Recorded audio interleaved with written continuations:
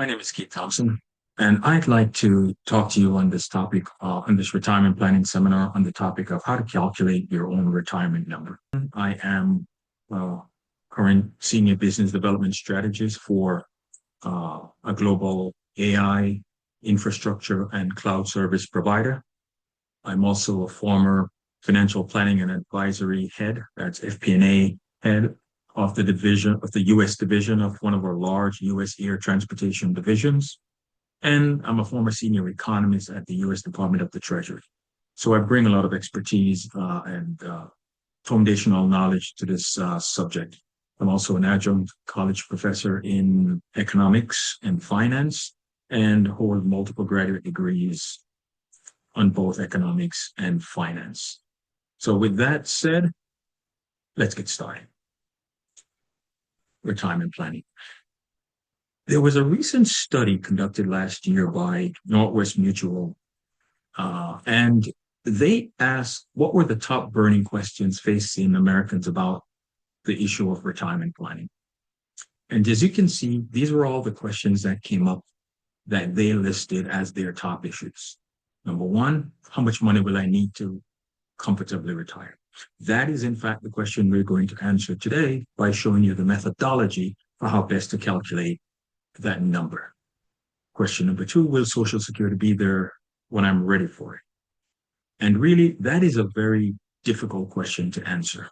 The reality is there is some likelihood it might not be there in the next 10 to 20 years. However, that subject is beyond the scope of this current seminar, and therefore I will not address that specific question, will Social Security be there? Instead, I will operate under the assumption that Social Security will be there for the entirety of your lifetime. Obviously, that's not a foregone conclusion, and we might have to do a separate seminar on exactly that. What are the odds of Social Security being there or not? If so, what variance it might likely be in, and what will you likely need to do to prepare in the event that it is not. But again, that's beyond the scope of this seminar, so we will not address that. Question number three, I'm sorry, that was asked is what if inflation rises when I'm retired? Now, I assume by that comment or question, what Americans are really asking is, will inflation significantly erode their retirement savings? That's something we will speak to, and we will look at the historical context around inflation and how inflation has behaved over the past few years and whether or not it might likely have a major impact on your retirement savings. One way to address it is to look at it, build some sensitivity analyses around that. And another related question is it possible I could outlive my savings? And really what that question is getting at is the question of, will I outlive my retirement savings, or will I leave too much behind?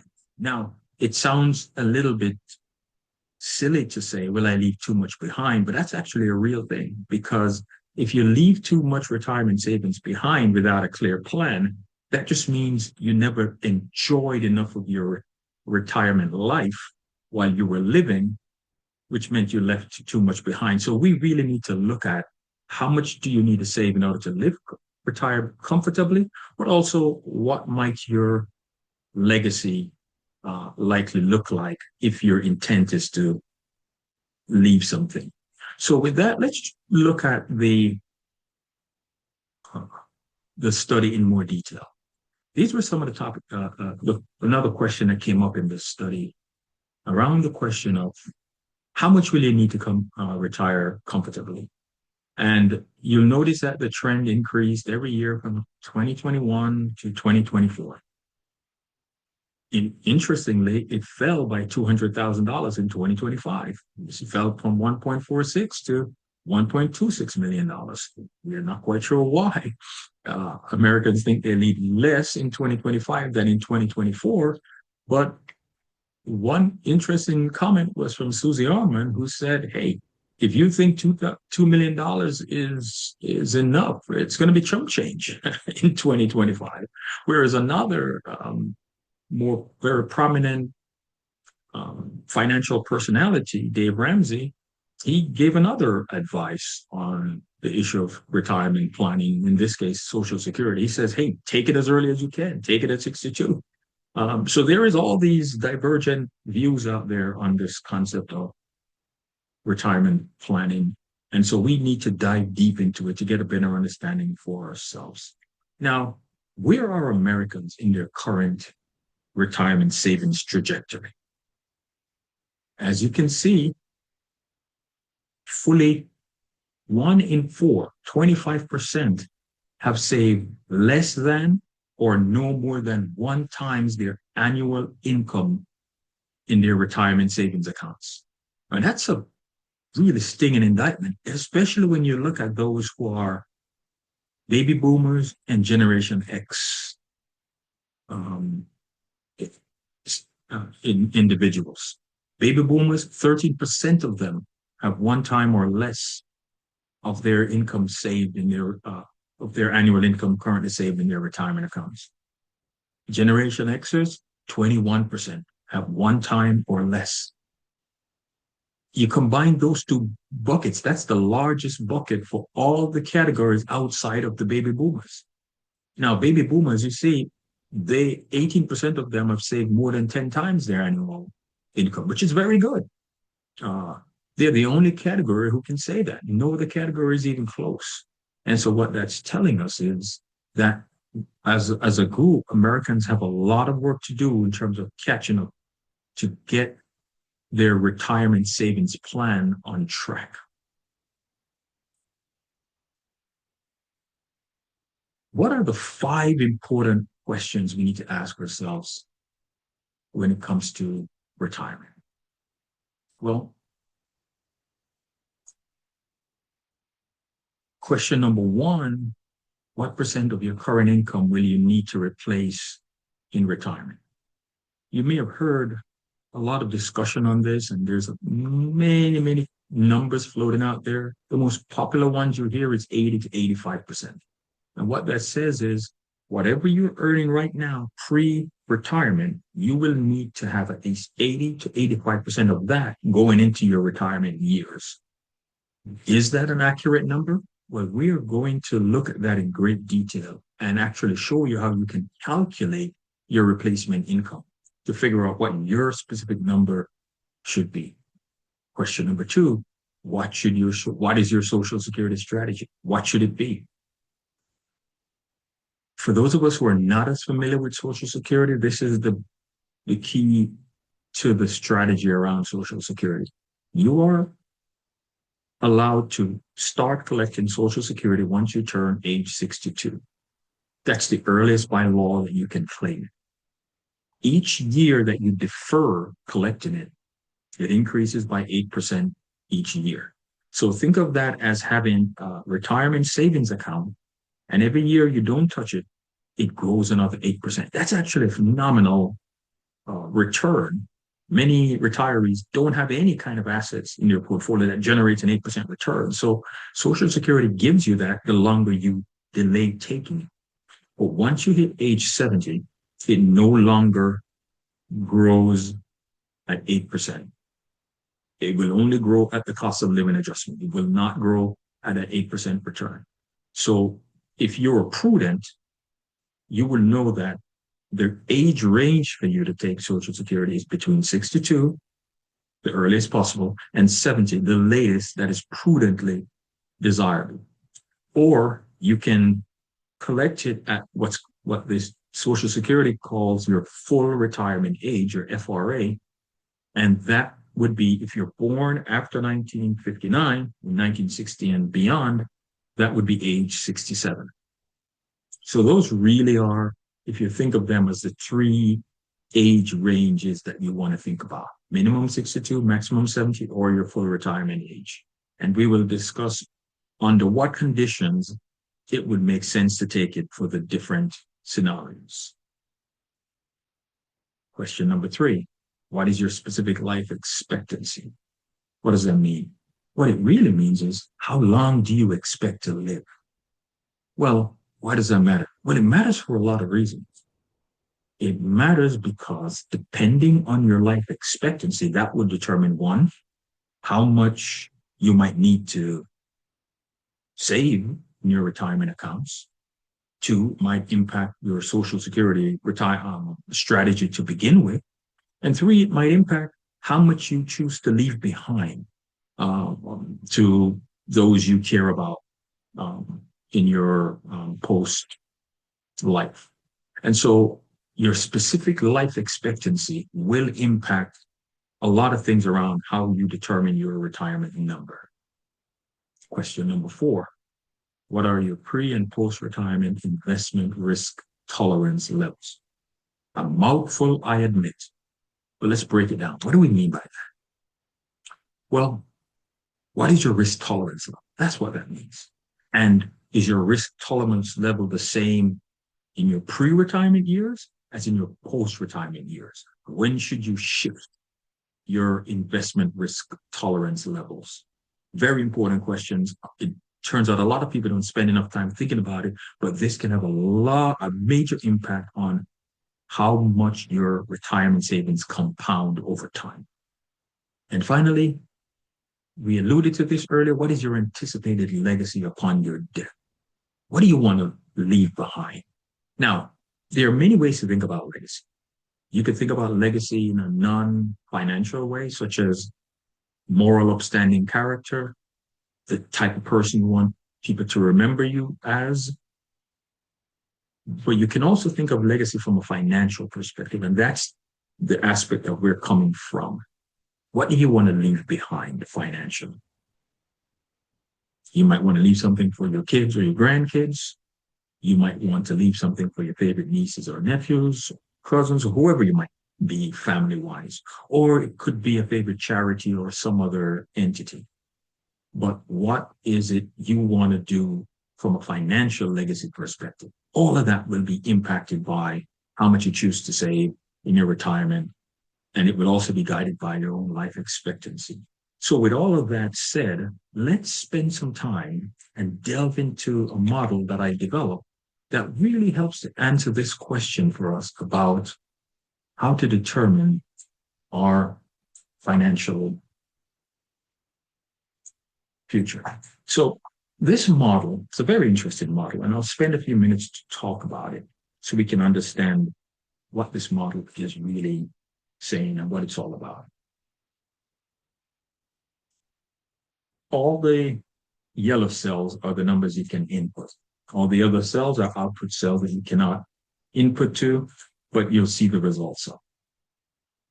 You put the current date. Now, this is dated to the end of 2025. You put the birth date. I put the date for a typical 50-year-old individual and the current income of this particular individual. Again, you'll have access to this model. I'll make it available. You could play around with it as you see fit. And you could put your own information there to get a more accurate feel. Then at what age do you wish to retire? In order to concretize that, put the date. What is your expected retirement date? It gives you a target that you're working towards that you can fix, put a pin in. And these two must tie on or the model will sort of defer and not move any further. Then it asks you what your current tax rates are, as well as your expected future tax rate in retirement. Most people do not know the second one, what your future tax rate is. And so it's okay to use the same one as your current tax rate. Now, how do you determine your current tax rate? There are two ways to look at it. Your tax rate, when you file your tax returns, you can look at your tax rate. Most economists like myself like to look at your tax rate as your marginal tax rate, meaning the highest tax bracket that you find yourself in when you are computing your tax return. So you can look at the tax tables that the IRS publishes, and based on your deductions and your income, you can actually determine which marginal tax bracket you are in. Or you can look at your tax return after you file your tax return, and you could look at what's the total tax you owe, your total tax liability, not the additional tax you might owe the IRS, but your total tax liability, and divide it by your adjusted gross income, so your total income. And that gives you what we call your effective tax rate, your ETR. And so that's more of an average tax rate. It's a good enough number, although your marginal tax rate is probably a better number to think about when you're doing your tax planning. Now, we're not going to spend a lot of time discussing taxes here. That's the job for a different seminar. So for now, we'll ignore taxes, but we will allude to it from time to time because taxes will impact you when it comes time to withdraw from your retirement savings. And we will want to make sure you understand the best strategy available to you. And then we want to look at, do you have access to a pension or some form of an annuity? This is a very powerful retirement tool, as we will allude to a little later on. If you get a monthly pension and it's guaranteed for life, or an annuity, which works very similar, which, by the way, Social Security is also an annuity. So it's guaranteed for life. If you get a pension, it is equivalent to you owning a certain amount of money in your retirement accounts. It's that impactful. So we will talk about the power of a legacy, of a pension or an annuity, and how much that might reduce the amount you need in your own retirement savings if you have access to them. Next, we will talk about what you need, what information you currently have. You would need to pull out all of your financial statements, all of your retirement accounts, and look at how much do you currently have invested in a traditional 401k versus a Roth 401k versus your company match into your 401k. So here I've just populated it with some assumed numbers. And let me pause for a minute and just talk about what when we refer to 401k here, what we're really talking about. So a 401k is a retirement savings account for private for-profit corporations. However, if you work for a non-profit or a not-for-profit corporation, they typically don't invest in a 401k. What they invest in and contribute to for you, have you contribute to, is a 403b. It is virtually identical to a 401k. So when we're talking about 401k here, we're also including 403bs for those who work in not-for-profit corporations. Likewise, if you work with the federal government, you might have access to what we call a TSP, a thrift savings plan. Again, legally, it is indistinguishable from a 401k. They're very similar. But because 401ks are the largest component of these retirement accounts out there, because they're, let's face it, many more private for-profit corporations and employees working in those corporations than they are in any other, we will primarily mention 401k. But with that, I want you to keep in mind that a 401k, a 403b, and a TSP are all referring to the same thing here. I'll use those terms interchangeably by just saying 401k. So you pull out your retirement savings account, your 401k, and you look at how much do you have invested in your traditional IRA, your Roth IRA, and your company's match into that IRA. Look at your statement from the end of December and begin to start to formulate how much do I currently have? And from here, we can begin to calculate how much more you will need to meet your retirement goal. We can do the same with your IRAs, a traditional IRA and a Roth IRA. Now, let me spend a few minutes and talk about the traditional versus the Roth for a few minutes, just so we can get you comfortable with what these mean.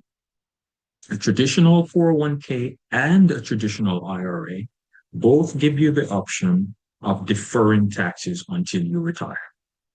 So when you invest in a traditional 401k or a traditional IRA, you don't pay the taxes now. In fact, you get a tax benefit, a tax break for investing the funds in these assets. But when it comes time to withdraw from them upon your retirement, but you cannot withdraw from them before you're 59 and a half, or you incur some penalty. When you withdraw from them, that's when you start to pay the taxes, which is why you need to know at that point what's your expected future tax rate. Because if your future tax rate is higher, then it might be to your advantage to invest in a Roth rather than a traditional. So let's talk about the Roth. A Roth 401k and a Roth IRA are retirement vehicles where you get no tax break for investing in them today, but you don't pay any taxes when you withdraw from them in the future. So what does that do for you? Effectively, you're prepaying the taxes. So I put my investments in them, I don't get a tax break, but when I withdraw from them, I pay no taxes. If your tax rate is exactly the same when you retire as when you invested in them today, the net benefits are exactly the same. Your after tax benefits would be identical. There might be a psychological disadvantage when you have to pay, write the IRS a huge tax bill for your traditional 401k, but mathematically they're identical from a post-tax return perspective. But if your tax rate when you retire is much higher, for many reasons, the government might choose to raise taxes because it's got this huge debt burden that it needs to pay off, or whatever the reasons. But the tax rates could be higher theoretically, which many economists believe might occur. In that case, you're better off prepaying the taxes now at a lower rate. And when you take it out, you pay no taxes in the future. So you want to look at how much you have saved in all of these different buckets, traditional and your Roth IRA and 401k accounts. You may also have some funds invested in other accounts. These are regular investment accounts, such as in a brokerage account. That's not a part of your retirement savings, but it might help you in terms of how much you choose to invest in spillover accounts if you've maxed out your 401k contributions. Now, let's look at how much you expect to get from Social Security when you retire. So as we said before, there are three broad buckets: 62, 70, or your full retirement age of 67. Technically, you can take it at any age between 62 and 70. To our purposes, just to keep the analysis simple, we'll just use these as the three options open to us. So last year in 2025, the IRS indicated that everyone who took Social Security at age 62 received an average of $1,374, which is why we chose to use their national averages. For those who collected at 67, the average was $1,964. And for those who waited to collect at age 70, the average was $2,434. So these numbers represent the national averages for everyone collected at these ages. Your specific retirement, Social Security retirement number might be different because of how many years you work and how much you earn while you work. In order for you to figure out what your specific payout is likely to be, you need to go to the Social Security Administration website and create an account for yourself if you haven't already done so. And then they will have a report for you ready for you to download, which will give you your specific number. So go to ssa.gov and create an account if you don't have one. If you already have one, all you have to do is log in and look at your latest statement, and you will see what your expected payout is at the different ages for you to then decide when do you want to take it. You can then also determine for yourself what age you want to collect it. So I've put this in here that says, this is the age I want to take it. But if you change this age from 62 to 67 or to 70, it will impact the model, as we will see that model a little later on. The last thing I want to talk about, or last range of things I want to talk about, is your real income required, your replacement income, if you will. So how much of your income do you expect to replace when you retire? So here I've made the assumption, this is consistent with all the many retirement advisors out there, that you need 80%. We will actually test this assumption later to see if 80% is a correct number. But for now, I'll go with that number. The expected inflation, this has been average over the last 100 or so years. So we will assume that that number will stay the same. And here we talk about how much do you expect to put into your contribute if you're still working and you're contributing to your 401k, whether you're contributing to a traditional or a Roth, how much do you want to contribute? You could put whatever numbers you want. Again, I just assume you're putting 10% or you put it all to the Roth. I think that's a more prudent investment choice, but that's entirely up to you. Maybe you want a tax break right now, so you put it in a traditional, or you might choose to prepay the taxes now and take it out tax-free later on, in which case you put it in a Roth. Or you can also decide to contribute to an IRA if you're eligible, or to whether it's a traditional or a Roth IRA, that's entirely up to you. These are some likely returns that we anticipate based on your retirement needs, whether you're looking for ultra conservative or ultra aggressive. We will come back to these later on. But for now, this is an idea, an overview of how the model looks like, and then how the model will likely operate. So with that said, let's look at the model. So in this model, I'm going to turn off some things here. In this model, I'm assuming that you currently have $200,000 saved in your retirement. You earn $100,000. The replacement income, as we said before, is 80%. That's what you need when you retire.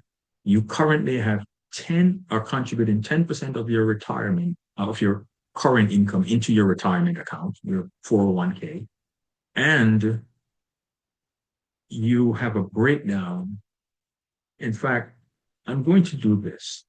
I'm going to change this to reflect what many financial planners recommend in terms of how you should allocate your investment funds. Many financial advisors say that you should invest your age in fixed income assets. Now, what does that mean? It means whatever your age is, that's the percentage of your portfolio you should have in a fixed income fund or a bond fund. They mean the same thing, fixed income fund or a bond fund. If you see one, it's interchangeable with the other. That means if you have $100,000, or in this case, $200,000 in your portfolio, 50% or 100,000 should be allocated to some fixed income type fund, bond fund. Stocks should be 30%, and maybe you put 20% or so in real estate, entirely up to you, but your fixed income should be a half. We're going to test that assumption, whether or not that makes sense for you. But for now, that's our starting point, is what these experts have to say. And so with that, let's look at, remember, you're 50 years old. We're looking at a typical 50-year-old that earns $100,000, and they're planning to work until they are 65 years old, right? So after their 65th birthday. So from this perspective, notice that if they start with $200,000, they're not contributing anymore to their retirement, right? So their 401k retirement, nothing more is going into it. They would have generated $585,000. They're getting 5% on their fixed income, 10% return on their stocks, and 8% return on their real estate. They would have generated $585,000 upon their retirement. Now, let's look at their Social Security strategy. We're assuming here that they start collecting Social Security after their 62nd birthday, so in their 63rd year. Which means if they're collecting Social Security, by the time they retire, they don't need, this is what their total expenses are likely to be. Remember, 80%, they're replacing 80% of their income adjusted for inflation. It would be $128,000, but they're collecting $24,000 in Social Security. They were collecting it some before. This incremental that they collected, they could invest it if they choose to. So now they're getting 24,000. They need 128. So the incremental that they need will be $103,000. But of course, they have to pay taxes on whatever they take out. So they have to take out, in this case, $125,700 in order to satisfy what they need and pay the incremental taxes on the balance. If they do that, look at when their retirement savings of $585,000, how long it will last. It will last them until their 71st birthday. So after their 71st birthday, that is when they will actually run out of funds. because they never saved anything in their retirement. They never added, I'm sorry, to their retirement account. And they started um, collecting Social Security so early. Imagine if they, instead of not contributing to their Social Security account, they decided they wanted to contribute to their Social Security account. So let's turn this on and say they're contributing 10% of their income for the next 15 years. So they keep contributing to their retirement savings for the next 15 years, 10% as their income grows, plus they're getting that 5% match from their employer, assuming their employer participates. Their total retirement savings when they retire would now be $1.16 million. So it's a lot more than had they not contributed. The total they contributed over the next 15 years would be $340,000, but the amount that it would grow by is now a total of $1.1 billion. So that's pretty much a $500,000 increase in their retirement savings by them adding $340,000 more. And now let's look at, they're still collecting Social Security from age 62. So when will they actually start to run out of money? Now you'll see that they start to run out of cash after their 77th birthday. So by contributing, their starting point hasn't changed. It's still 200,000, but by contributing to their 401k for the next 15 years at a 10% rate, now they have boosted their retirement savings an additional 6 years. So now they can get past their 77th birthday before they run out of cash. So that's a start. But clearly, that is not sufficient to get them to a stable long-term retirement plan. What if they live to be 90? They would have run out of money 12 years before their full life expectancy. So how can we determine how much more they need in order to not run out of cash? So I like to use age 90 as my target year, because let's face it, I don't know how many people will actually get to age 90, but age 90 is a good number to ensure that I at least have enough funds saved for my 90th birthday. So how do I determine how much I need? Well, we can solve for that. So now we're going to go into our model and try to solve for that to answer the question, how much I will need. So I'm going to say, on my 90th birthday, I want to ensure I have funds in my account. How do I do that? Well, I'll put a modest amount in here that says, after I've used up all my income, I want to ensure that I still have, I don't know, $1,000 left over after my 90th birthday. To do that, I enter $1,000, which is the amount I need my portfolio to be, the value of my portfolio at the age 90. And then I say one of two things. Either change how much I currently have so I know what the amount is I need to save. And then I ask the model to solve for that. And I'll give it a few minutes to work its magic.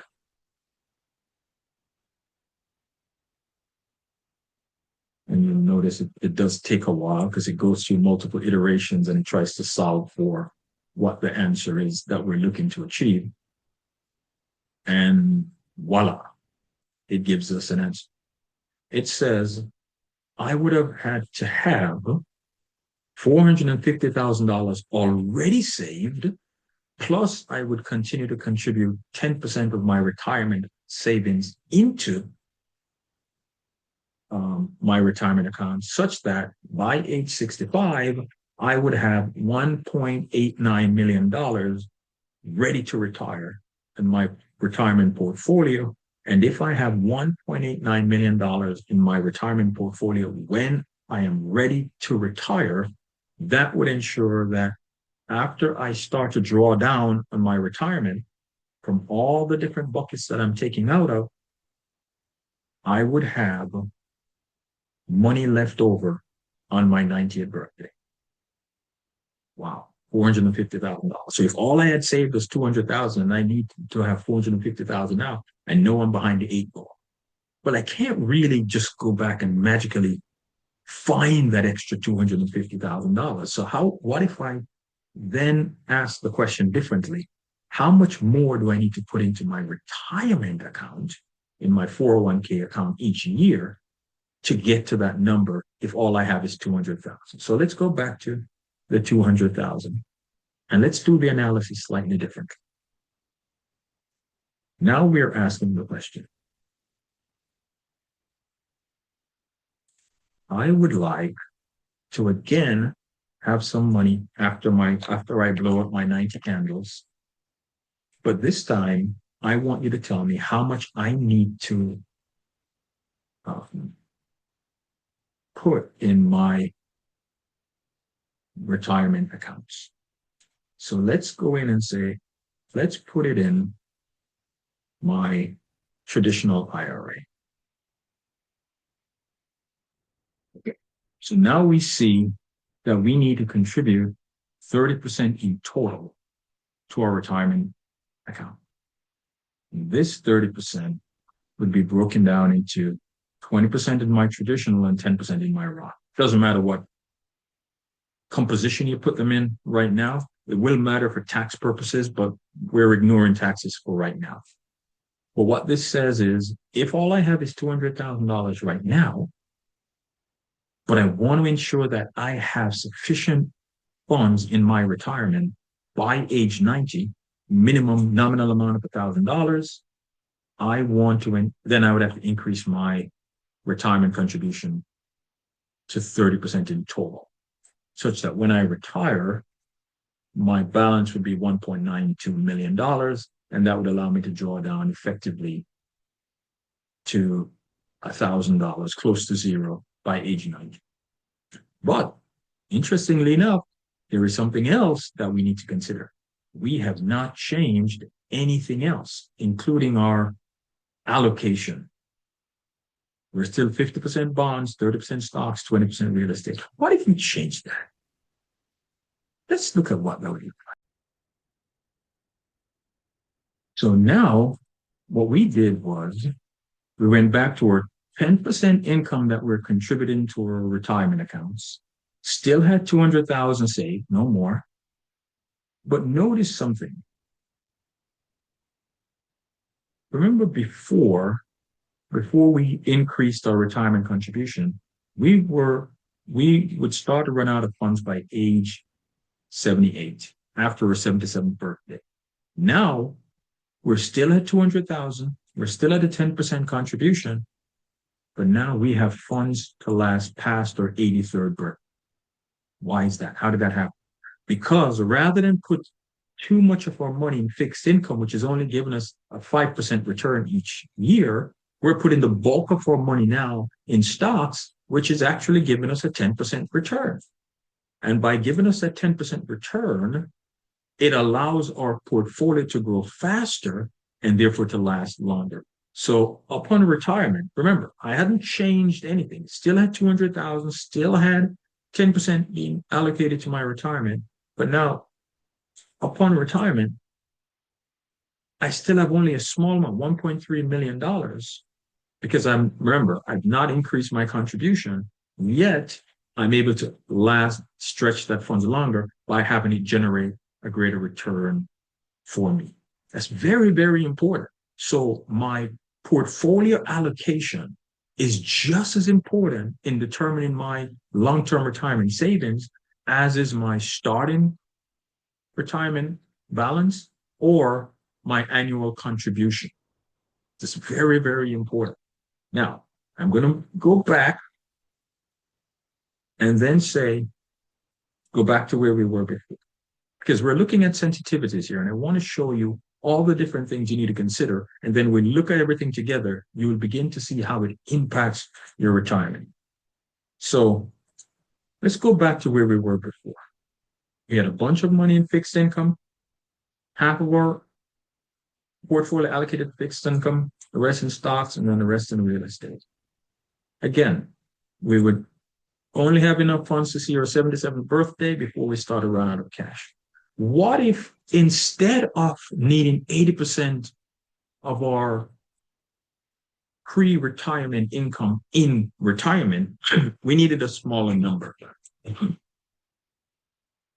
Maybe we're a little bit more prudent in our retirement lifestyle. And so we only need 70% of what we used to use in pre-retirement. We only need 70% of that. How will that impact? Right now, we'd run out of funds after our 77th birthday. But if we cut back on our expenses in retirement, turns out we can stretch that all the way to our 80th birthday before we run out of cash. And again, that is without increasing our retirement savings and without increasing our annual contribution. So what are we seeing here? We're seeing that if I can reduce my replacement income, or if I can shift my allocation from fixed income and stocks, etc., I can substantially stretch my retirement savings even longer. So let's do one last thing. Let's go back and say,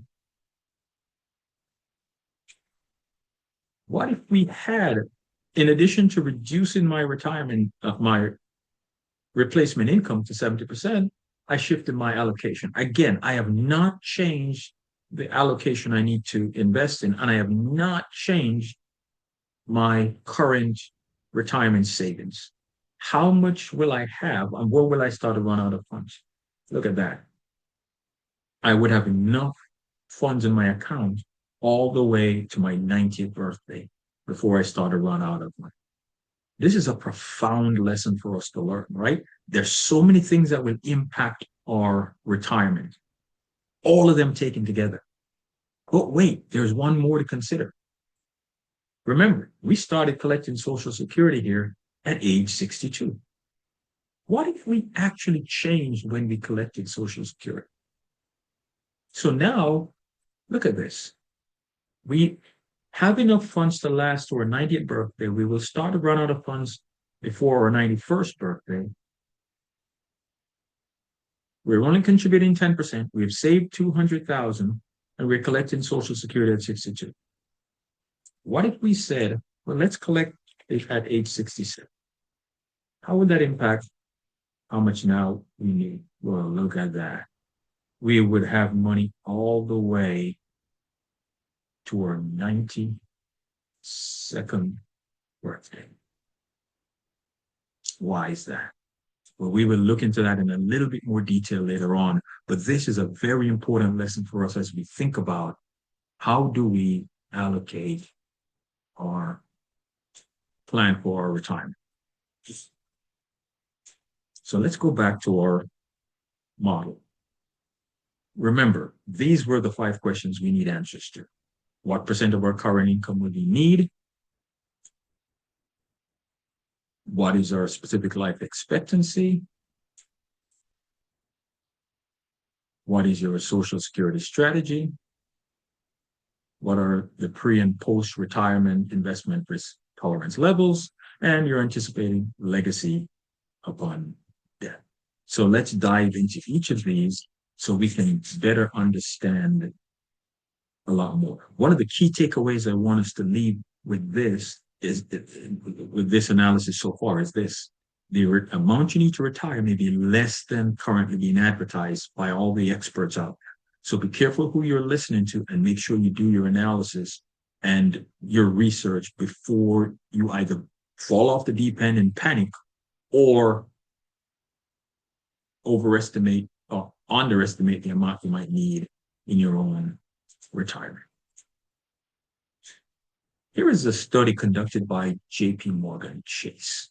And in this study, what J.P. Morgan found in their asset management division is that individuals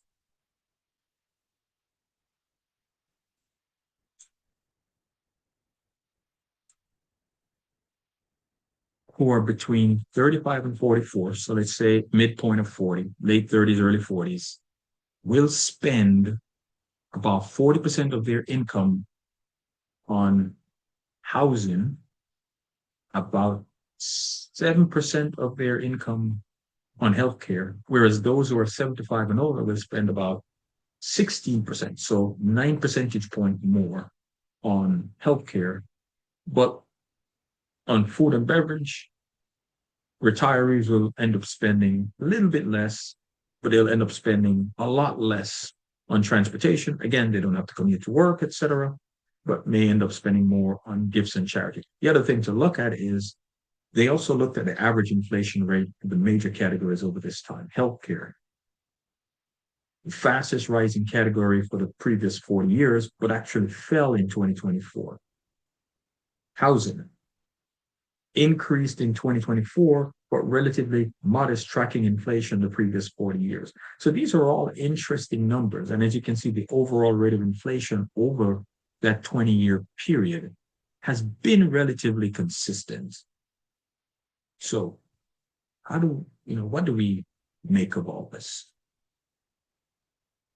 Well, what we make of all this is the following. What percent of your current income do you need in retirement?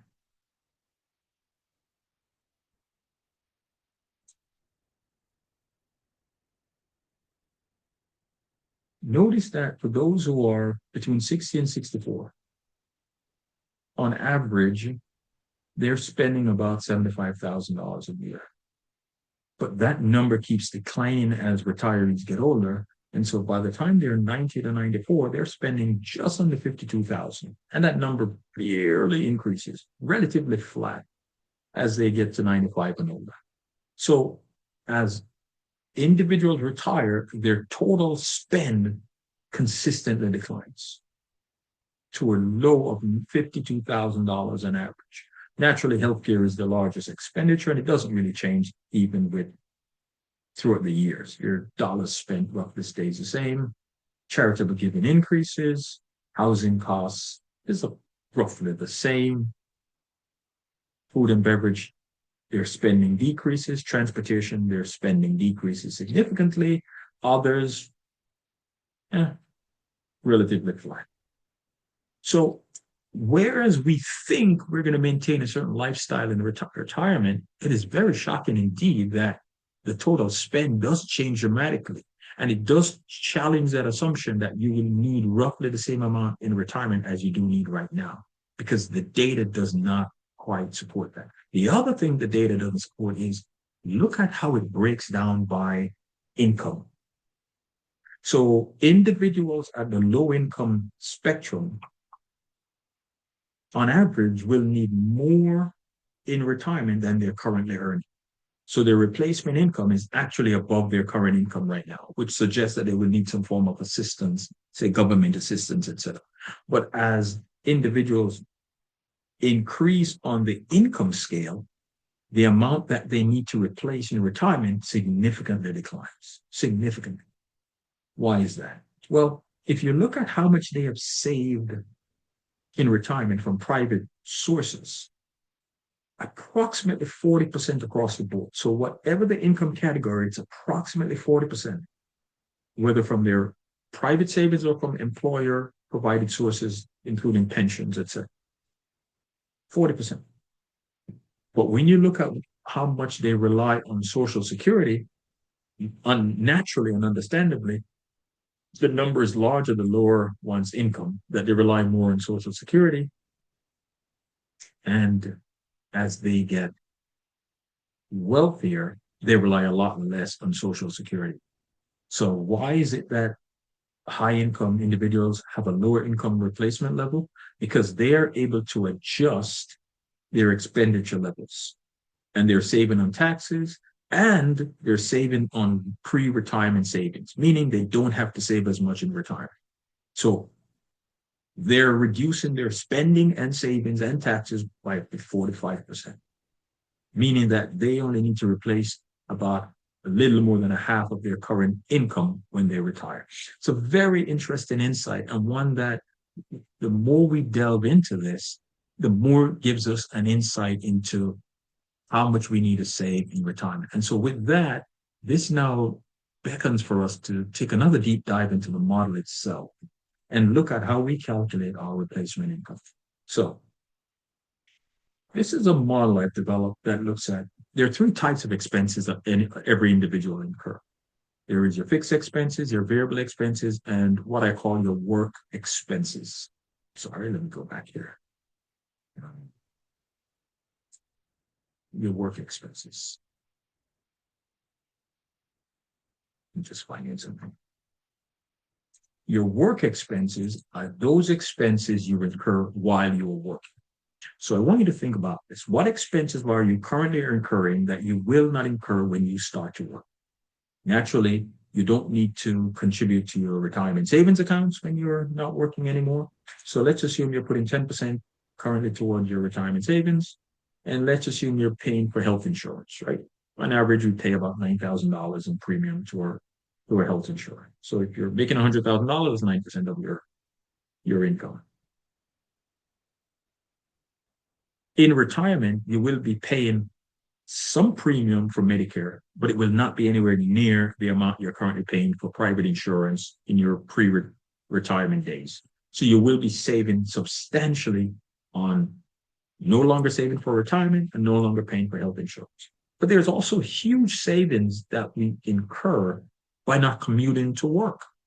So here I put a model in place that calculates how many days I drive into the office. If I drive 20 miles each way to work, then over the course of a year, I'm using the IRS standard mileage for reimbursement miles. If you get reimbursed for work, it would cost you about $6,300 each year just commuting to the office. And let's say you commute and you take mass transit 1 day a week. Maybe for you, it's more than 1 day a week, but I just put an average 1 day a week just to give a flavor to those who might take mass transit. So you still have to commute, drive to somewhere, park your vehicle, and then take mass transit.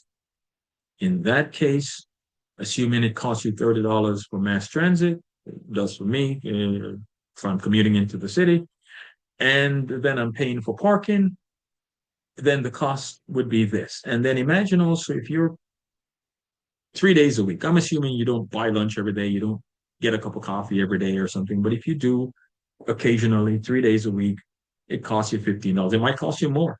Hey, if you go in the city, it definitely costs you more. Then this would be your total cost that you would be saving by not going into the office. Because let's face it, you can make yourself a cup of coffee at home. You're retired now. But you're also saving in payroll taxes. You're not working anymore. You don't pay payroll taxes. You might also be saving in income taxes. Now, it's true when you are withdrawing from your retirement savings account, you will have to pay taxes on your traditional accounts, like your traditional IRA and traditional 401k. But the delta between those two could still be a substantial savings. Now, I'm ignoring that. I'm assuming that you're not getting any income tax benefits by no longer working, because when you withdraw from your retirement account, you still pay some taxes. So the only savings you'll get will be from no longer contributing to your retirement, no longer paying health insurance, and no longer commuting to the office. And all of this for this particular individual represents 37% of their income, which means if they're no longer working, their replacement income is 63%, because these two combined gets you 100%. So whereas the traditional assumption is that you need to replace 80% of your income, that's not true for the majority of individuals. Because when you break down your specific situation, you will realize you might actually be spending a lot more by currently working than if you stop. There are other things we can also look at here, but I won't get into them right now, which is break down your fixed expenses and your variable expenses. I'll talk about them in passing, but I won't get into the details of them. But it's very important that you distinguish between which of your expenses are fixed and which are variable. That will go a long way to answering the question of your retirement, how much you need for your retirement. So let's get back to our model. So we looked at how much you need in your replacement income and how to estimate it. Now let's look at one more. Your life expectancy. How will you determine how long you expect to live? So turns out if you are 60, if you're a female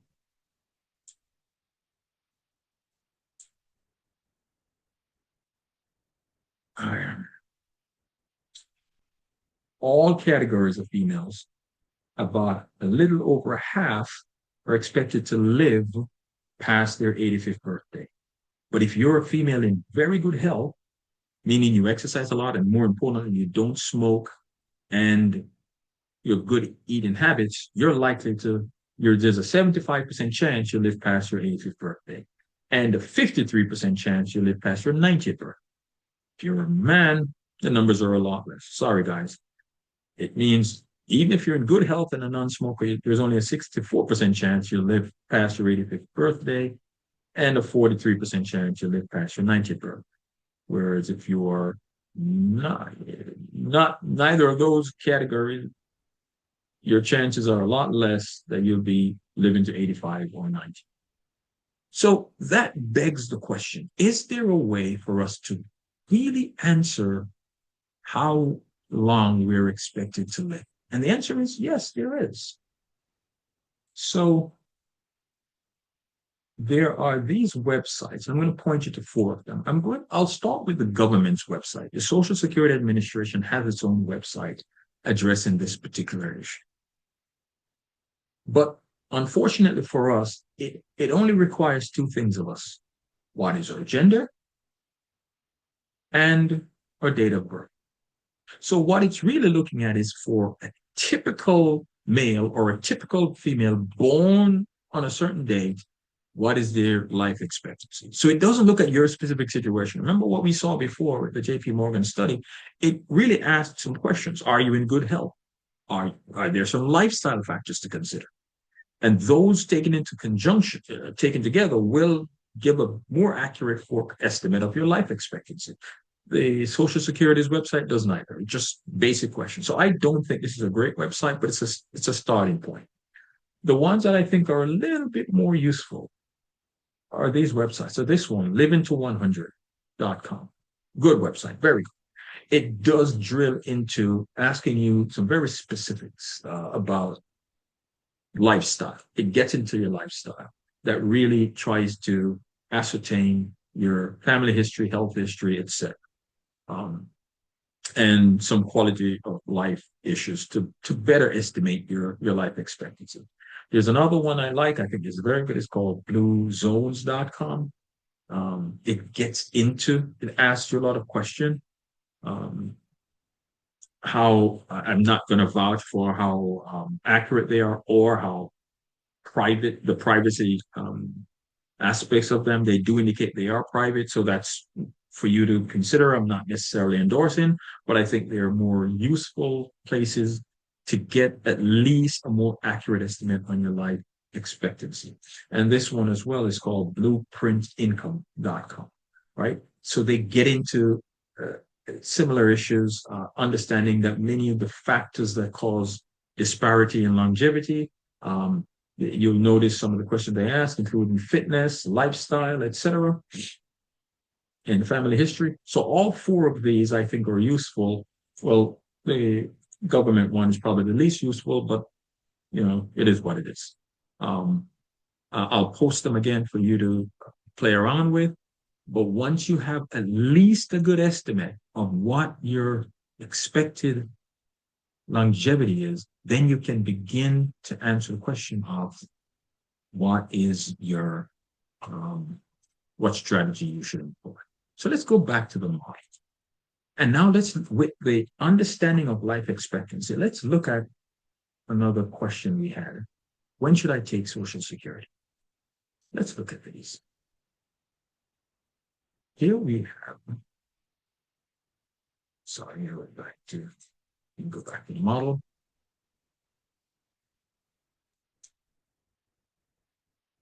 So here we have, the blue here represents collecting Social Security at age 62. The red represents collecting it at age 67, and the green is collecting it at age 70. So here's what we found out. If I collect at age 67, I would break even with my age 62 self. Now, what does that mean? It means if I delay collecting it at 67, it will take me just 7 years, meaning when I reach 74, for the total amount that I collected at 67 to equal the total amount I collected from 62 all the way to 74. So in 7 years, if I wait until age 67, I would have achieved as much as I collected in 12 years if I started at 62. And then every year after that, I'll collect more. So the gap will just keep growing. But if I wait until I'm 70, well, guess what? It gets even better. Because at 70, I will break even with my age 62 self by age 76. So what does that mean? In 6 years, if I wait until 70 to collect, in 6 years, I will collect as much as I collected in the first 14 years when I collected at age 62. So age 76 is my break even. And every year after that, I'm going to collect a lot more at age 70 than I did at age 62. The gap will just keep growing and growing. By way of fascinating insights, if I wait until 70 to collect, I'll still be better than if I waited until 67. The break even is age 79. So at age 79, I would have collected as much when I wait till 70 as if I had collected at age 62, and then I'll just keep getting more than that. So makes sense. But you might say, wait a minute, Keith. At least at 62, I'm getting the money sooner. There's a certainty about getting the money. And if I spend it now, I can buy more things. If I wait until later to collect the money, the dollar is going to be worth a lot less. The purchasing power of the dollar, will be worth a lot less. And therefore, inflation will erode some of that money. So how is that to my advantage? And you would be right. So what if we adjusted all of these for the impact of inflation? Well, it turns out, even if we adjust for the impact of inflation, everything just gets shifted out 2 years, which means my break-even point now between 62 and 67, rather than in 74 years, my break-even point would be at 76 years, 2 years later, when I adjust the inflation impact of receiving the money later. And the break-even impact between 62 and 70 is now age 78. The break-even impact between 67 and 70 is now age 81. So everything gets shifted out 2 years, which makes a lot of sense because inflation would have eroded that money 3% a year. But each year, if I live beyond that time, even with inflationary impact, I'm still going to come out ahead. So what's the takeaway from this? Well, it's a very simple takeaway strategy here. If after looking at your own life expectancy, you find that your life expectancy is expected to be less than 75, then you should go ahead and take Social Security as early as you can. That's what your strategy should be. Take it early when you can. But if you run the analysis and you find that your life expectancy is going to be greater than, say, 81 years of age, even adjusted for inflation, then take it as late as you can. Because the longer you're going to live, the more you will end up getting and the better it will benefit you later in life. So beyond age 81 or so, if your life expectancy is going to be greater than that, delay it as long as you can. Assuming, of course, you have other funds you can rely on between your age 62 years or the year you choose to retire and the year you start collecting. And if your life expectancy is somewhere between 75 and 81, then take it at your full retirement age of 67. That's going to work out the best for you. So you really have to look at your strategy.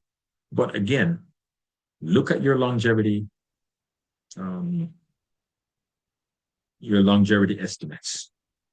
How long are you expected to live given your specific situation, your health situations, your exercise regimen, your lifestyle choices, all of that should impact.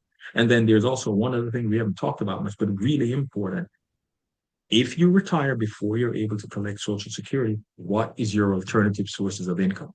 Because if you retire at 65, but you're not collecting until 70, then there's a 5-year window that you'll be using your own retirement savings before you collect Social Security. So it's a simple rule. If your retirement savings are generating less than 8% return, remember, Social Security increases by 8% each year until age 70. So if your retirement savings are generating less than 8% return, so you're invested in something generating 5%, you're probably better off using your savings and letting your Social Security increase by 8%. Again, that's a big caveat assumption that Social Security will be there when you're age 70. But that's something we can't get into right now. But it's not unimportant, just something we'd rather not address right now. Okay, good. So let's go back and now look at another aspect of our strategy. What is our long-term retirement strategy? Risk tolerance levels. This slide is based on about 6 different asset classes, and the information is provided to us by an NYU professor by the name of Aswa Damodara. He's one of the foremost leading experts in the field. And he has done this analysis running all the way back to 1928, just around the time of the Great Depression of almost 100 years ago. And what his research has found, and a lot of it is corroborated by other studies, is large cap stocks. Think of this as the S&P 500. So the largest companies in the US, on average, their stocks increase on average about 10% a year. Also take into account dividend payments. Small cap stocks, typically those that would today be measured by the Russell 2000 index, have grown faster at about just under 12%, but they're riskier. Not many of them go from being small caps to entering the large caps. Some of them do. So many of our current technology large cap stocks were once in these small cap categories, but many others don't exactly make it. So there's a higher risk in the small caps. The large caps will tend to be around a lot longer. And remember, if you invest in the index, even if one individual company might fall here and there, they tend to get replaced by another strong company. So the index as a whole is still a good index that you want to invest in. It will be around for a while. It's been around since the 1800s. Bonds, 10-year bonds, for example, generate a return of about 4.5%. Now, let's take a look at this. Bonds. 10-year bonds are typically the asset class that prices everything from mortgages, student loans, car loans. Almost every loan we can think of, they're priced using the 10-year bonds. There are other bonds out there like 30-year bonds, 5-year bonds, 2-year bonds, etc. But a 10-year bond is the standard. That's typically what's used to price most assets. So it's a very liquid bond, meaning it's traded a lot. And yet it only generates a 4.5% return each year since 1928. Short-term treasury bills, which is what money market funds are typically priced on, and hence that's why we call it cash, generates a return of 3.4%. Now, obviously, these are not cash the way we understand cash, but these are so short-term liquid that they're almost as good as cash. And by the way, if you literally keep your money in cash, in Benjamins, for example, and you put them in under your mattress, or you dig a hole in your backyard and put them in there, you're getting 0% return. You're not getting any return. So we're not talking about putting your money under a mattress or in a hole in your backyard. We're talking about buying 3-month treasury bills. Treasury bills, by definition, are any government bills that with a maturity date of less than a year. Treasury bonds are anything with a maturity date greater than a year. So that's why we distinguish them. And obviously, the longer the duration of the bond, the higher the return you get. Real estate, and these real estate assets are typically what are called real estate investment trusts. So what Damodaran is looking at is real estate investment trusts that invest in real assets, shopping centers, data centers, whatever the real assets are, commercial real estate, and then they pay out a dividend. They're called real estate investment trusts, and they pay out a dividend to investors. It's not looking at, say, if you buy a 4-family house or something like that and you're living off the income. And then, of course, there is gold. Gold has, over the past 97 years, produced a return of 5.6%. But this is deceiving.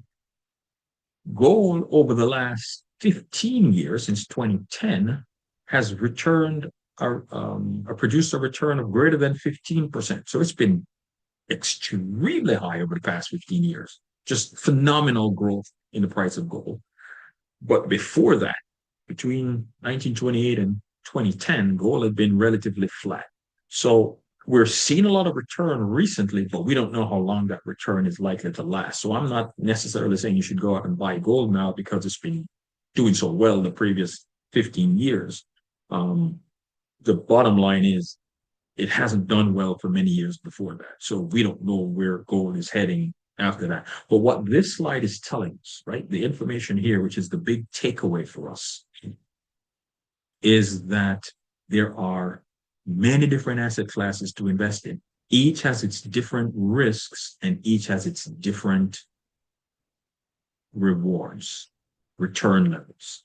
The higher the risk, the greater the return. And so you balance the risk with the return. There's no such thing as getting great return with very low risk. Technically, the S&P large cap is actually very good in a risk return adjusted basis. For the return you're getting is much better than the risk you're taking in when you invest in it as a class, meaning you buy the ETF, the index, either as an ETF fund or as a mutual fund. You're getting much better return relative to the risk compared to all the other asset classes we're looking at. Treasury bonds are the safest. They're virtually risk-free. They're not entirely risk-free, but they're virtually risk-free. But from a risk-adjusted return basis, I don't believe that they're better than large cap stock investment. And therein lies an important issue I want to address. Many smart people make a lot of bad financial decisions because of what behavioral economists term when we look into this. We call for one of them the mispricing of opportunity cost. Now, what is opportunity cost? Opportunity cost is when you give up something by making a decision to do something else. That means every time I choose to do something, I'm giving up the opportunity to do something else. And many people, in order to achieve safety in their investments, because of their desire to avoid what we call loss aversion, they're so loss averse that they don't want to lose their principal, that they go ultra safe, and in turn do not put their investments in vehicles that will generate the requisite return that they will need long term.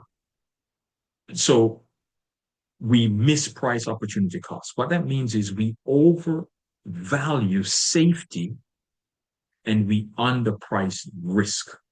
We think stocks are riskier than they really are, so we overprice the risk of stocks and we don't invest in them.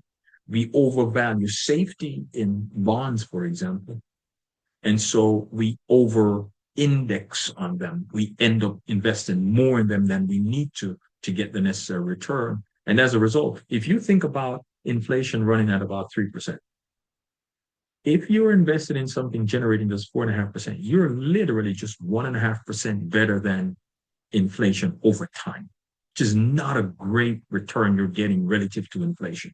And if even worse, you're putting it in short-term treasury bills, you're basically breaking even with inflation, just 0.4% better than inflation. So you're not really doing better off long-term in overcoming any potential increases in inflation. And we note that many retirees, as they get close to retirement, tend to be ultra conservative.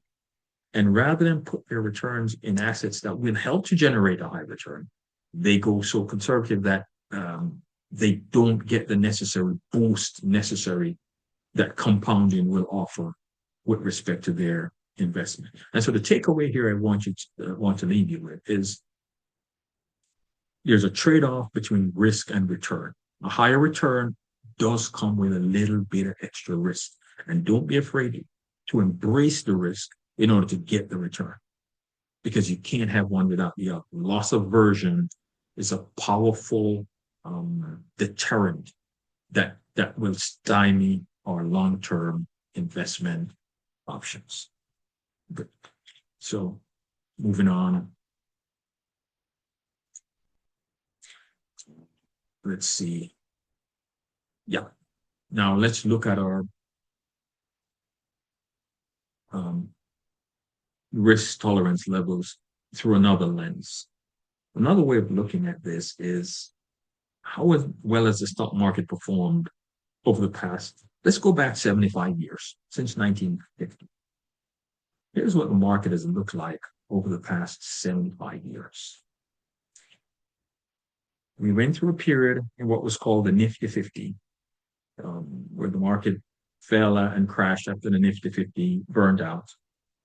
And then it went through another period where it had this huge run up in the 1990s, 1980s and 90s, culminating in the dot-com bust, the dot-com crash of March 2000. And so we saw the dot-com come down. By 2022, it was pretty low. And then it ran up again until 2007. Then we had the subprime crisis that led to the Great Recession in 2007 and 8. By 2009, the market fell to its lowest level, and then it started to climb again. And it climbed until 2020 when COVID had a very short drop. And COVID lasted about a month before it skyrocketed again in March 2020, all the way through the end of 2021, in which case it fell again in what was called the Great Inflation. So we had about 3 periods or 4 periods where we had major drops in the market. But yet, each time it has come back and rebounded at astounding levels. And let's analyze each of them so we can better understand what to make of that and how to better evaluate the risk of the market. Here's what we have identified. When you look at the market since the 1929 stock market crash, we have what are called bear markets and bull markets. A bear market is a situation where the stock market has fallen at least 20% off its recent high.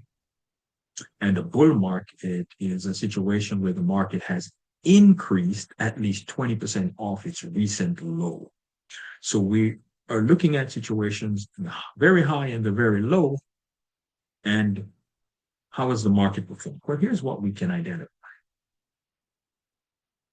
On average, each bull market has lasted a little over 1,000 days. That's about 3 years on average. And each time it has increased an average of about 114% off its recent lows. Whereas when the market enters into a bear market, it has lasted on average 286 days. That's about 10 months. And on average, or a little less than 10 months, right?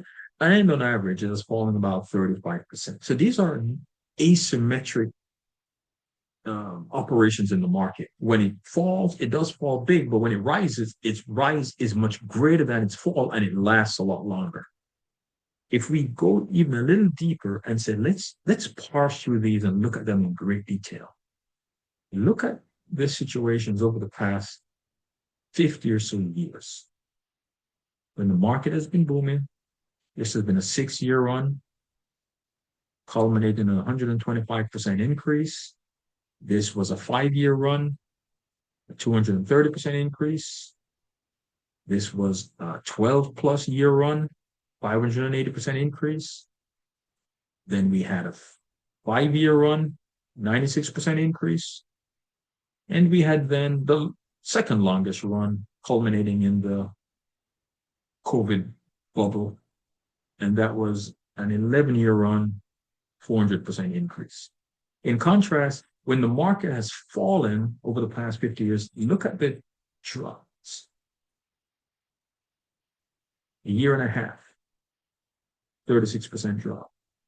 This has been less than, actually, a year and a half, approximately, a little more than a year and a half, 48% drop. 2 years, or a year, again, less than 2 years, 27% drop. So you get the trend here, right? When the market's going up, it lasts a lot longer on the upside and the gains are a lot faster. When it's falling, yes, it does have some precipitous falls. They generally don't go beyond a year and a half. rarely do you see them go beyond that. On average, less than a year, the drop.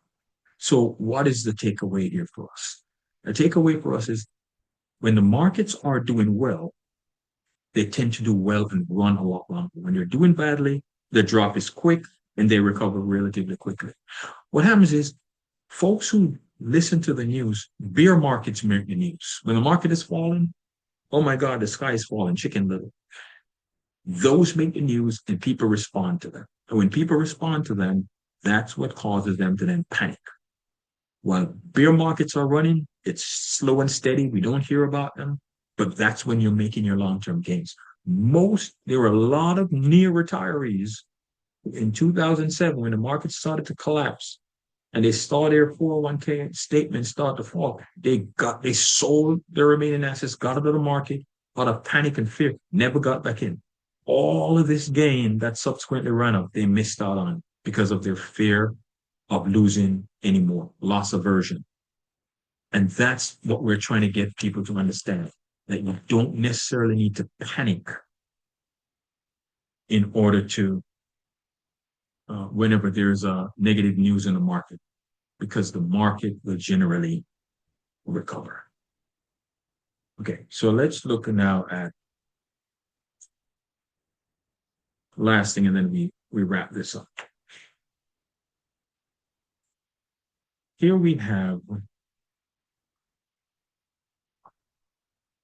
a retirement strategy that many financial analysts recommend, and I do believe it's a very good strategy. So this says the purple. If you contribute 10% of your income to your retirement savings, beginning at age 25, and you do so consistently for the next 40 years till you retire at age 65, you would have earned a total of $2.3 million in your retirement savings account. And all you would have contributed would have been 18% of that total would have been your contribution. And if your company matches dollar for dollar for the first 5%, then they would have contributed an additional 9%. Whereas 73% of this total would have been from the gain in the market, the compounded gain, as Warren Buffett likes to talk about. Compounding. That is the power of the market and the power of your retirement portfolio, compounding. So if you invest early and often, compounding will do the rest, and it will account for about 3/4 almost of your total retirement savings. Now, in contrast, if you only put 3%, so a lot of people do 3%, and they stick with that 3% throughout their life, that would generate $930,000. That's still decent money. But here's the deal. You would have contributed 30% of your total, and your employee would have also contributed 13%. Why? Because remember, if you only contribute 3% and they're doing a dollar for dollar match, then they're only contributing 3% as well. Which means if they promise to match the first 5%, if you didn't put in 5%, you're not going to get the full 5% match. You're literally leaving money on the table if you don't put the entire 5% in to get their full match. You've got to put the minimum in to get the maximum match. That means if they match up to 5%, the minimum you should put in is 5%. But imagine if you started with 3% and they match only 3%. Then yes, you will get compounding over the years, but you will be nowhere near what someone who actually started with the full 10% would get. But here's a strategy in green that's just as effective. Imagine if you start at 3%, but then you increase by 1% every year, which many financial advisors recommend, and many companies actually now offer. They offer a situation where if you put in every year, if you choose to, you can have them automatically increase your contribution percentage by 1 percentage point. It's great because you don't have to think about it. It just happens. And it's a good thing because most of us suffer from what's called status quo bias, meaning when things are going a certain way, we're hesitant and loath to change. So if they build that system in, it actually makes it easier for us to achieve our levels without doing much. Look at what this strategy will achieve.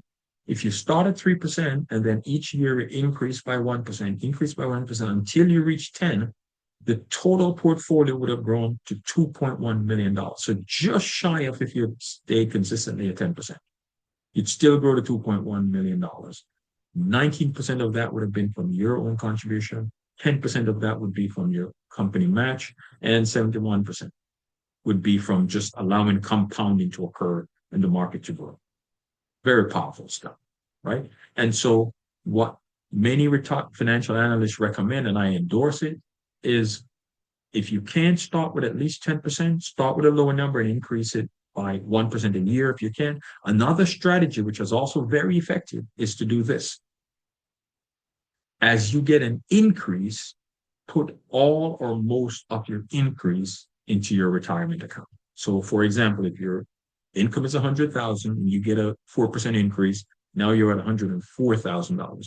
You can increase your retirement contribution by that $4,000 increase. Since it's new money, well, you won't miss it because you never had it the year before. Just put it in there. If you can't put all of it in there, put part of the increase in there. Say half of it. So that means you only keep $2,000 of the increase for yourself to do whatever you want to do, and $2,000 you put towards your retirement savings. That's another strategy you can do until you get to at least 10%. Now, many retirement analysts say you need to put in 15%. Some say, and I agree with these people, it could be 10% of your money plus the 5% of your company match. That gets you to 15%. Some say it should be your 15% plus whatever you get from your company match. Now, that depends. If you need to make up your retirement because you started low in your early years and you're getting close to retirement, then you should increase the totals later in your out years. But if you can't afford to do that, at least try to put the 10 in, and then hopefully your company match and then the power of compounding will do the rest for you. Okay, good. So let's go from there and take a last look at our model. And we're going to close here. And now ask ourselves some questions. We're going to look at some sensitivities. Remember, we discussed this before. We said, what if we don't have, we're not able to increase the amount that we're currently saving, or we're not able to increase our contribution levels? What can we do? Well, we looked at this. Can we change our portfolio allocation? The answer is yes. So we looked at that as well. We looked at, can we also shift when we collect Social Security, right? If we started to collect it later, will we still have enough funds? And we showed that we could collect it 67, we can collect it at 70. All of these will change how much we will have left on the back end when we are ready to retire, and how much we might have left over as a legacy. But now we want to be more explicit and talk about legacy. So we said financial legacy is something you want to leave to an individual or to an organization. It may be a charitable organization. And we might want to have, I don't know, at least $1 million in our retirement account, so that when we've left this life, we would at least have something that we can leave to others for them to remember. So in the same way as we put a nominal amount in here, we can actually be more aggressive and ask the very same question: how much do I need if I wanted to achieve a target of $1 million in my retirement account when I retire? And again, I can either look at how much do I need to have now, so I can change it here, let it run. This says I should have a total of $213,000. Or conversely, I want to ask the question the other way. Let's go back. I started with 200,000, and maybe the best way is for me to increase how much I need to save in my retirement. Again, I still want to achieve $1 million here. Maybe it's 2 million, maybe it's 3 million. It's entirely up to you what the number is you want to compute based on who you want. So let me just put a $2,000 target. And now I'm going to say, change the amount of my contribution limits. And now you'll see it increases my contribution. It says I need to put in an additional 3.4%. Now, all of this occurred because we had already optimized by shifting to a higher stock portfolio, reducing the amount of replacement income we needed. There's so many different options you have. And also, I could do that by shifting when I collect Social Security. If I shifted it and collected at 74, look, instead of having $1 million or $2 million, I have a different number here. So you can determine how much you want to leave as a legacy by all the different options you have at your disposal. Remember, your goal was to retire at age 65. You would have a total of $1.5 million at your retirement date that would allow you to generate all of these. Very simple question. Why are you able to do this? Well, it turns out, remember how we looked at this model? This model asks, how much do I need to cover my expenses? So these are my expenses and how my expenses are increasing with inflation. And then how much am I getting from other sources such as Social Security? Or if I'm getting an annuity or a pension, how much am I getting from those? In this scenario, we're assuming that we're not getting from any pension or annuity, but we're just getting from Social Security, which is its own annuity. For every dollar I'm getting in Social Security, that's $1 less that I need to withdraw from my own savings. And so if I'm withdrawing a lot less from my own savings, I have to draw a little bit more to pay the taxes, obviously. Then the rest gets a chance to grow and compound at a faster rate. And these are the scenarios where when you listen to those financial advisors, they don't really tell you all that you need to know. And it's very disappointing that many of these financial advisors are not, that you listen to, are not always the most knowledgeable when it comes to retirement savings, the retirement strategy, because they spend a lot of time assuming you're just like everybody else and not look at you in your very unique, specific situation. So my recommendation to you is this. First of all, understand that your financial scenario is unique to you. What does that mean? It means that you, and let me just go back here and share this again. When you look at your financial, your retirement situation, you should look at yourself in 3 different time horizons: an early retiree situation, a mid-retiree situation, and a mature retiree situation. So an early retiree is someone in their 60s, mid-season retiree or seasoned retiree is someone in their 70s, and a mature retiree, someone in their 80s, right? As an early retiree, there is still a lot of life left in you, and there's a lot more that you're still likely to accomplish. And so if you go conservative too early, you would either need to save a lot more to get your retirement goals, or you might have to forego some things in your later retirement seasons. But if you stay relatively aggressive, not too aggressive, but relatively aggressive in your retirement in your early years, you will still be able to generate sufficient returns that you will need later on in your retirement journey. One strategy I recommend is to treat your retirement like this. Put the funds that you need for the next 3 to 5 years in a separate bucket, in a very special bucket. I picked 3 to 5 years. I think that's a sufficient window. 3 years is a good one, but maybe if you're more conservative, you want to go 5 years. And what you do is you say, when you're getting close to retirement, if you're 5 years out from retirement, the money you need for the first 5 years of retirement, you shift that into, say, a money market account, something that no matter what happens in the stock market, it will not be impacted.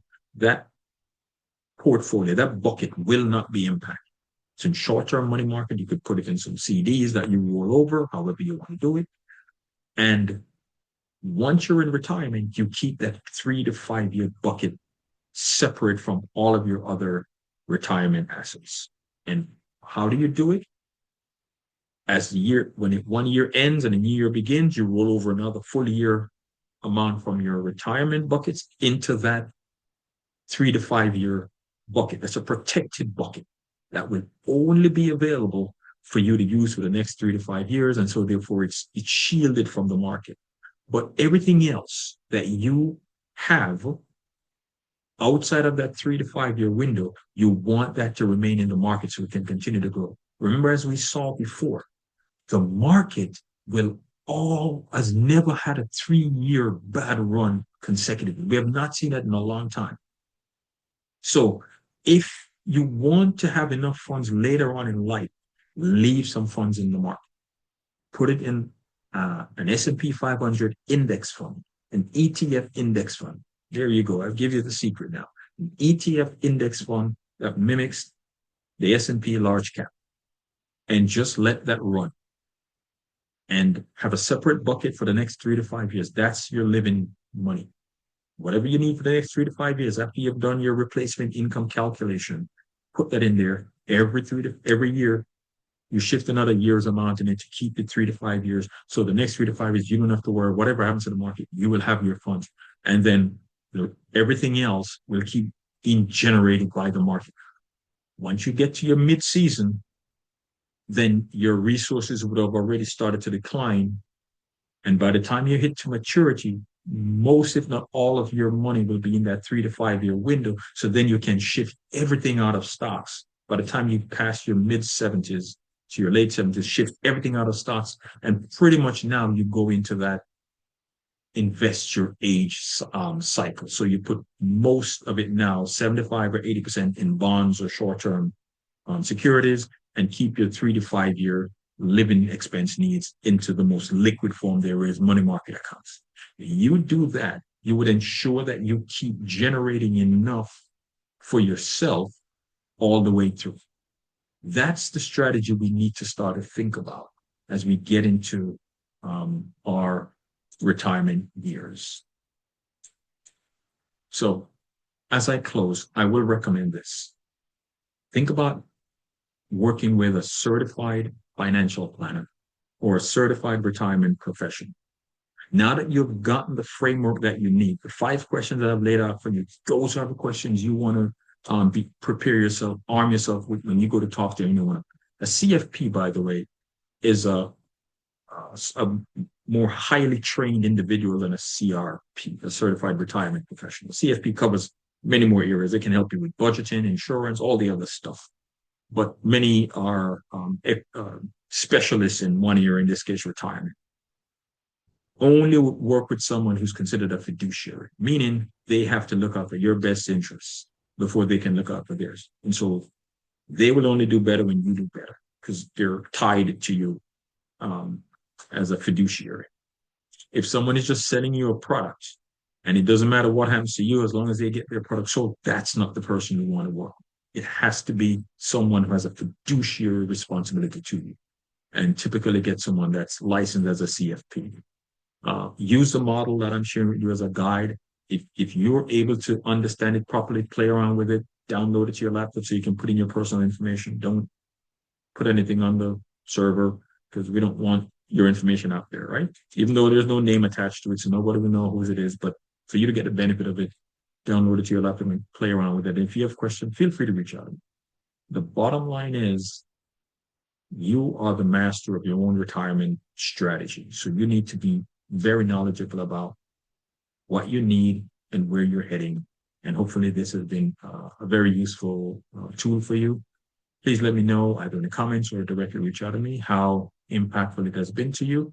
I'm looking forward to hearing from you, and I'll try to make more of these as time goes on.